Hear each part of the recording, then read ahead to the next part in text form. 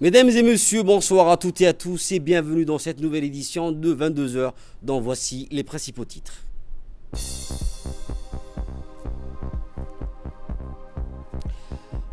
Le président de la République est arrivé à Addis Abeba pour entamer une série de missions en Éthiopie. Toujours en nouvelles du pays, le ministère de la Santé lance une campagne de lutte contre les mouches.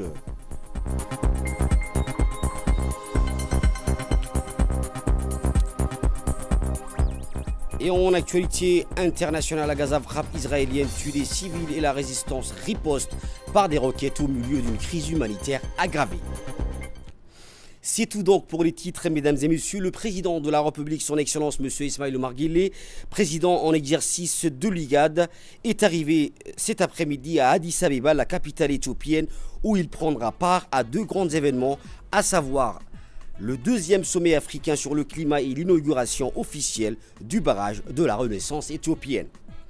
Concernant le deuxième sommet africain qui se tiendra demain à Addis Abeba, où plusieurs chefs d'État et gouvernements africains sont conviés pour discuter des enjeux et des conséquences liées au changement climatique sur le continent africain. L'inauguration du barrage de la Renaissance éthiopien sera un moment majeur où plusieurs chefs d'État et de gouvernements africains, notamment le président de la République et président en exercice de l'autorité intergouvernementale pour le développement IGAD, son Excellence M. Ismaïl Omar Guelleh.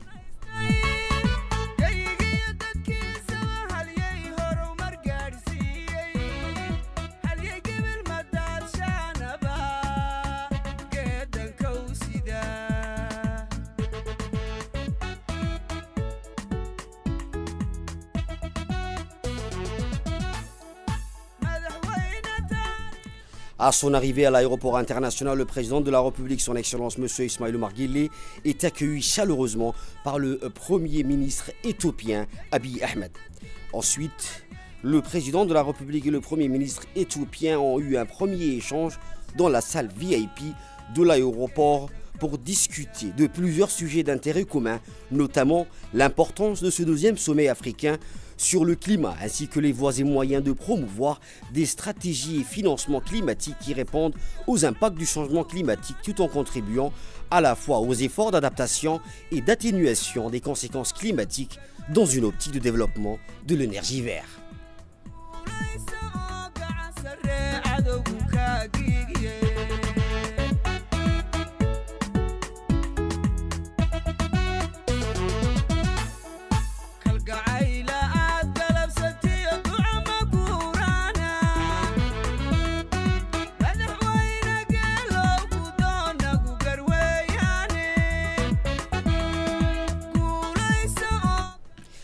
Cette deuxième édition du sommet africain sur le climat se veut une plateforme pour informer, cadrer et influencer les engagements en vue d'annoncer les résultats et unir la vision commune de l'Afrique en matière d'action climatique en mettant en avant des solutions conçues et dirigées par les pays africains ainsi que les moyens de les financer. Le président de la République est à la tête d'une importante délégation comprenant le ministre des Affaires étrangères et de la coopération internationale, Abdelkader Hussein Omar, le ministre de l'Urbanisme, de l'Environnement et du Tourisme, M. Mohamed Abdelkader Moussahalem, l'ambassadeur de Djibouti à Addis Abeba, M. Abdi Mahmoud Haïbé, et l'ambassadeur Moussa Jama' Douale, ainsi que la conseillère diplomatique du président, Mme Fathia Jama' Houdin. Édifice donc public du premier plan, le CERDONC est assigné à l'impératif préalable de remédier à l'état de fracture. Une importante délégation, comme donc je viens de le préciser, accompagne le président lors de ses déplacements importants en Addis Abeba. Toujours en nouvelles du pays, mesdames et messieurs, le MENFOP et l'UNICEF, bien sûr, lancent un plan de travail ambitieux pour l'éducation 2025-2026. Le ministre de l'Éducation nationale et de la formation professionnelle, M. Moustapha Mohamed Mahmoud, et la représentante de l'UNICEF à Djibouti, Bit Dastel, ont signé ce dimanche le plan de travail budgétisé annuel 2025-2026, la cérémonie s'est tenue au MENFOP en présence des hauts cadres du ministère et de l'agence onusienne. Ce plan de travail budgétisé fixe des objectifs clairs, à savoir renforcer la scolarisation et le maintien des filles, en particulier dans les zones rurales et vulnérables, consolider les capacités des ressources humaines du secteur éducatif, poursuivre l'expérimentation du projet des écoles rurales intégrées dans 3 régions pilotes et contribuer au renforcement de la performance du système éducatif. L'éducation est la clé du développement durable. Nous devons veiller à ce que chaque enfant, où qu'il soit, ait accès à une école de qualité, a déclaré le ministre, soulignant la priorité accordée au projet. Madame Bid Dastel a pour sa part salué une coopération fructueuse avec le MENFOP et a rappelé que ce partenariat représentait un levier essentiel pour atteindre ses objectifs éducatifs. À présent, écoutons la représentante de l'UNICEF à Djibouti. Salam alaikum, bonjour, je m'appelle Beate, je suis la représentante de l'UNICEF ici à Djibouti. Je suis à côté de son Excellence, le ministre de MENFOP, cher ami. Et aujourd'hui, on est ensemble parce qu'on a signé le plan de travail pour 2025 et 2026 pour notre secteur de l'éducation et formation professionnelle. Ça va profiter à toutes les filles et tous les garçons de Djibouti. Je suis très, très fière. Et on va se focaliser, comme d'habitude, surtout dans les zones éloignées du pays pour qu'on puisse profiter tous les enfants de Djibouti. Un grand merci. Pour sa part, le ministre de l'Éducation nationale et de la formation professionnelle, M. Moustapha Mohamed Mahmoud, a déclaré que nous devions veiller à ce que chaque enfant puisse avoir accès à une école de qualité, où qu'il soit. On l'écoute. Nous avons un grand projet, c'est ce qu'on appelle l'école rurale intégrée. Et je pense que la solution dans ces localités les plus reculées, c'est réussir ces projets d'école rurale intégrée. C'est-à-dire que ce n'est pas seulement l'école, mais tout ce qui va avec l'école. Et alhamdoulilah, je pense qu'aujourd'hui, très, très prochainement, nous allons officiellement déclarer la scolarisation primaire universelle. Et ça, nous allons le déclarer ensemble. Je pense que ça fait partie des travaux, des actions que nous avons menées 3 dernières années. Nous avons intensément fait en sorte non seulement d'offrir la scolarisation là où il n'y en avait pas, mais également les enfants qui étaient en retard, de le remettre dans le système d'éducation accélérée, mais également la prise en charge également des enfants réfugiés et également l'intégration de ce qu'on appelle les madrasa dans le système public. Tout ça fait qu'aujourd'hui, je pense que nous avons, on peut dire que 100% des enfants présents sur le sol djiboutien sont scolarisés. Toujours aux nouvelles du pays, mesdames et messieurs, sous l'égide du ministère de la Santé, Dr Ahmed Roble Abdillah, l'Institut national de la santé publique de Djibouti, en collaboration avec les élus locaux et les sous-préfets de la ville de Djibouti, annonce le lancement officiel de la campagne de pulvérisation contre les mouches. Cette opération s'inscrit dans le cadre de la protection de la santé publique et vise à réduire la prolifération des mouches, vecteurs de nombreuses maladies. La campagne couvrira l'ensemble des zones prioritaires identifiées en mettant un accent particulier sur les quartiers à forte densité et les sites sensibles. À travers cette initiative, l'INSPD réaffirme son engagement à améliorer le cadre de vie des populations et à prévenir les maladies infectieuses et vectorielles. La population est invitée à collaborer activement en facilitant l'accès des équipes de pulvérisation et en respectant les consignes de sécurité communiquées. À présent, écoutons la réaction du directeur de l'INSPD, Dr Mi'ad. Nous sommes réunis avec la préfecture et les présidents des communes pour parler de cette recrudescence des mouches au sein de la ville de Djibouti. Donc, dans ce sens, nous avons reçu des ordres de la part du ministre de la Santé, son Excellence Dr Ahmed Roble Abdillah. Subitement, nous avons réagi et nous avons fait cette réunion avec tous ces responsables des communes pour en discuter comment cette campagne de pulvérisation commencera et par où commencer. Nous avons décidé que nous allons commencer demain matin à 9h pile. Le lancement se fera par la commune de Boulouaous, suivi de la commune de Balbala, puis de la commune de Razdika. Et nous suivons toujours le jargon qui dit mieux vaut prévenir que guérir, et ce qui tient trop au président de la République qui nous demande chaque fois de prévenir les maladies que de guérir les maladies. et nous sommes dans cette optique. Et nous remercions le soutien incessant de notre président de la République, M. Ismaël Omar Guelleh, et évidemment aussi la première dame, Khadra Mahmoud Haïdi. Toujours dans le volet santé de ce journal ou de cette édition de 22h, mesdames et messieurs, la République du Djibouti a célébré la semaine mondiale de l'allaitement maternel. Sous le thème cette année, prioriser l'allaitement et tisser un réseau de soutien solide. Coordonné par le ministère de la Santé avec le soutien de l'UNICEF et de la société civile, cette semaine a mobilisé les professionnels de santé, les associations locales et les communautés autour d'un objectif commun: promouvoir l'allaitement exclusif pendant les 6 premiers mois et encourager sa poursuite jusqu'à 2 ans et au-delà. Des séances de sensibilisation, des rencontres communautaires et des interventions bien sûr officielles ont rythmé cette mobilisation nationale. La cérémonie de clôture présidée par le secrétaire général du ministère de la Santé a marqué un moment fort, réaffirmant l'engagement du gouvernement à faire de l'allaitement maternel une priorité nationale. Le ministère appelle à un engagement durable, former les professionnels, créer des espaces amis des mères et renforcer les politiques de soutien.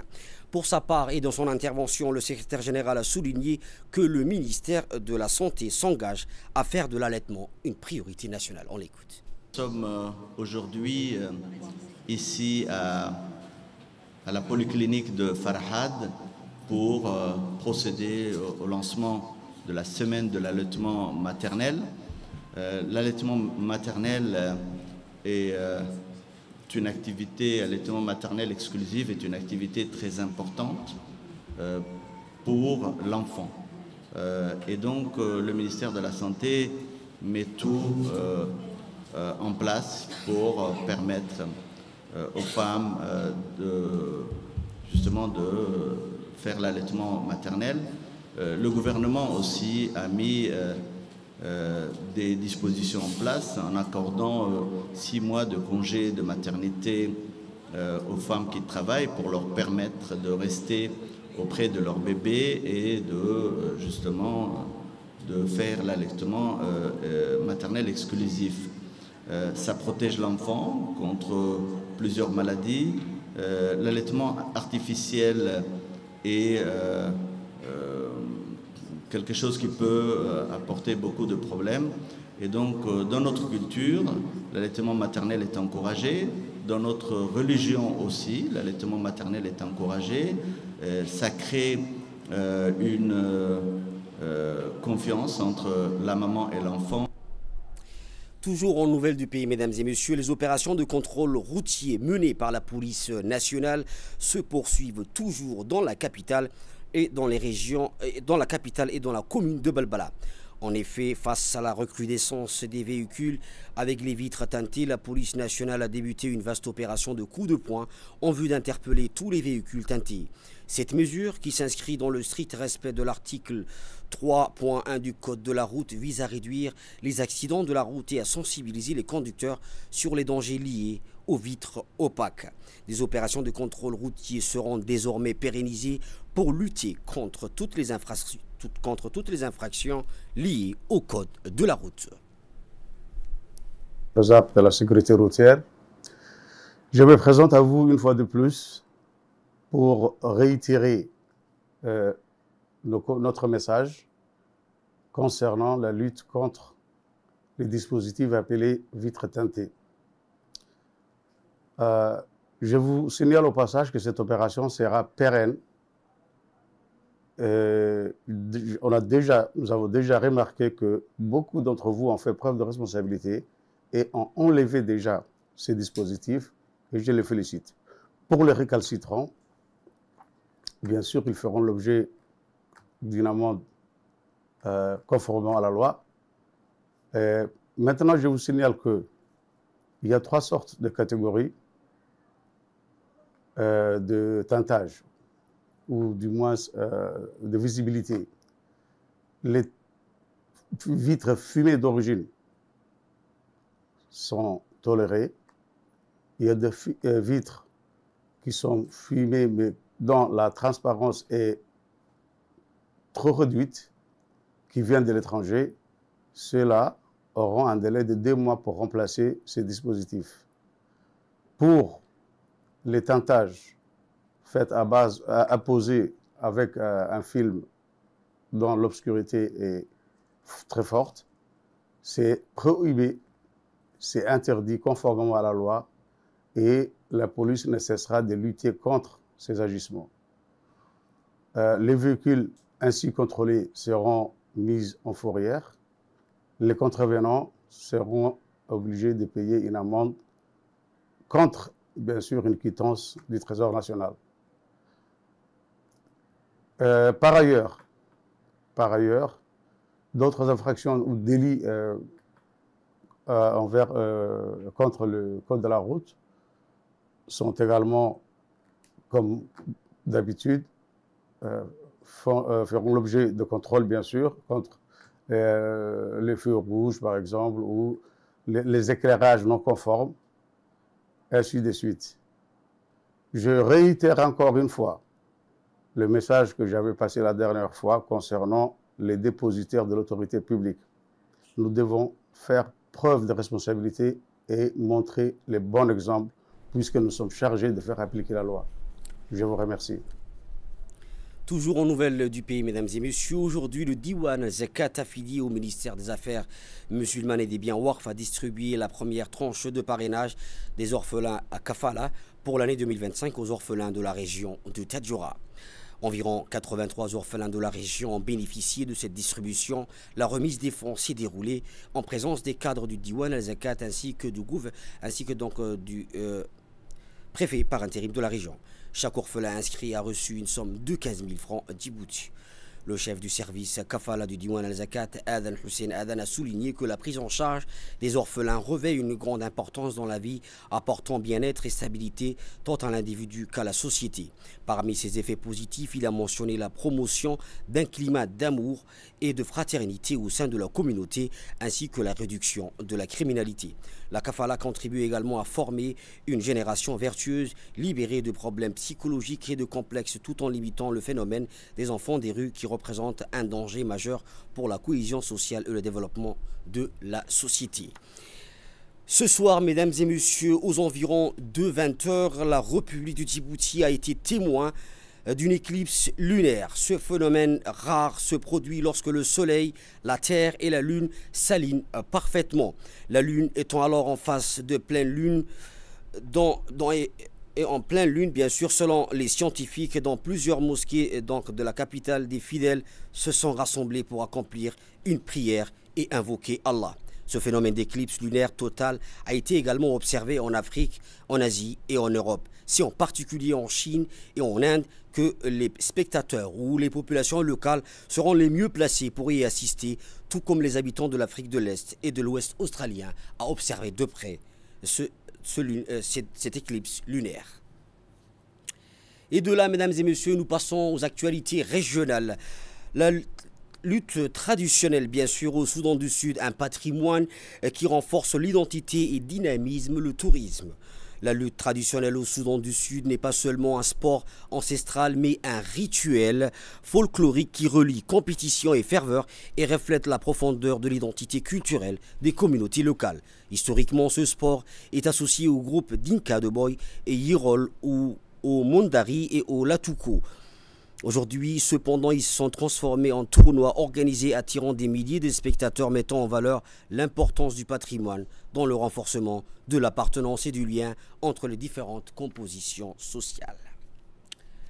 À Addis Abeba, mesdames et messieurs, Addis Abeba accueille donc le deuxième sommet Africa-ICOM avec la participation des chefs d'État et de gouvernement de 2 régions ainsi que de représentants des Nations Unies, de la Banque mondiale, du FMI et des banques du développement régional, placés sous le thème cette année partenariat transcontinental pour la justice réparatrice plutôt en faveur des Africains et des personnes d'ascendance africaine. La rencontre reflète la volonté partagée de renforcer la coopération et de bâtir des ponts entre les 2 rives de l'Atlantique.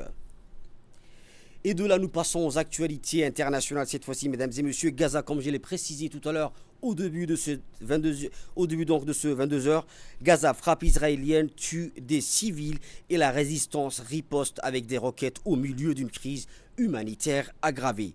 Au 702e jour de la guerre d'extermination de la bande de Gaza, les hôpitaux ont enregistré la mort de 15 Palestiniens, dont des enfants, dans des frappes israéliennes visant des tentes, des centres d'hébergement et des maisons de déplacés. De leur côté, la brigade Al-Quds ont annoncé avoir visé la colonie de Netivot avec deux roquettes.